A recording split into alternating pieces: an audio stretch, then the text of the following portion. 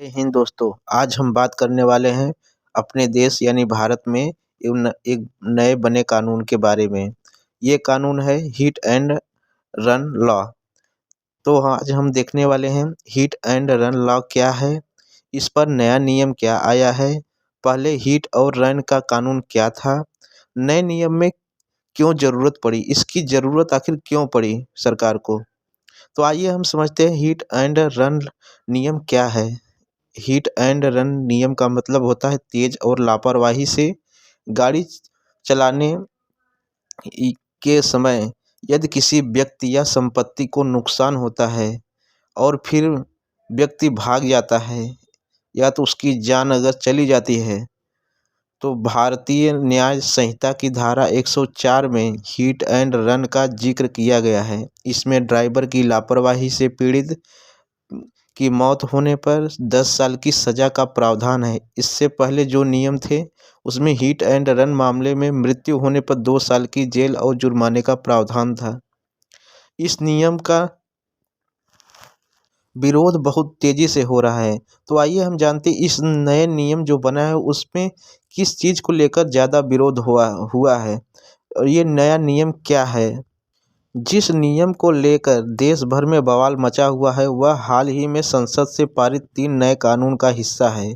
यह धारा लापरवाही से मौत का कारण के लिए दंडात्मक कार्यवाही का प्रावधान करती है।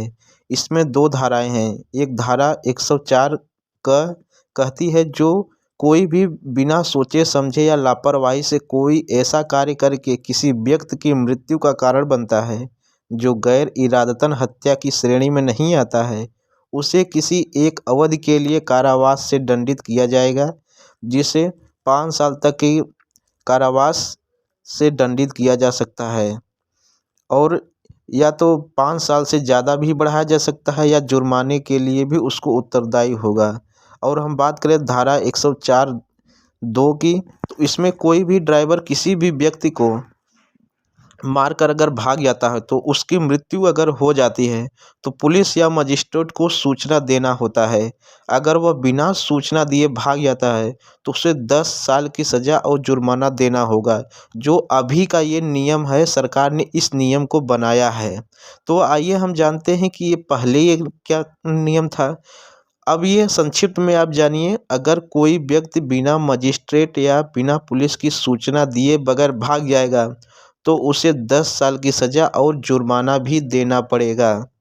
पहले हिट और रन का कानून क्या था। भारत में हिट एंड रन के मामले भारतीय दंड संहिता के तहत विशेष रूप से दंडनीय हैं।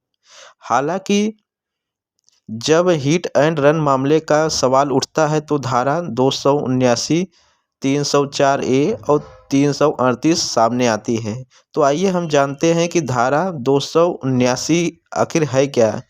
धारा 279 में लापरवाही ड्राइवरिंग की परिभाषा और सज़ा का प्रावधान करती है।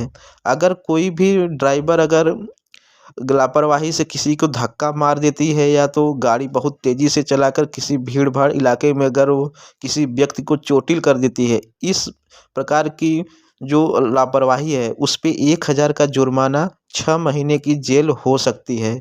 और अगर हम बात करें धारा 304(a) में, तो इसमें अगर लापरवाही ड्राइवर के कारण किसी व्यक्ति की अगर मौत हो जाती है तो उसके लिए 2 साल की सज़ा या जुर्माना या दोनों से दंडित किया जा सकता है। अगर हम बात करें धारा 338 की, यदि पीड़ित की मृत्यु नहीं होती है, धारा 338 में यदि पीड़ित की मृत्यु नहीं होती है लेकिन गंभीर रूप से घायल हो तो उसे इस केस में 2 साल तक की कैद या जुर्माना या दोनों से दंडित किया जा सकता है।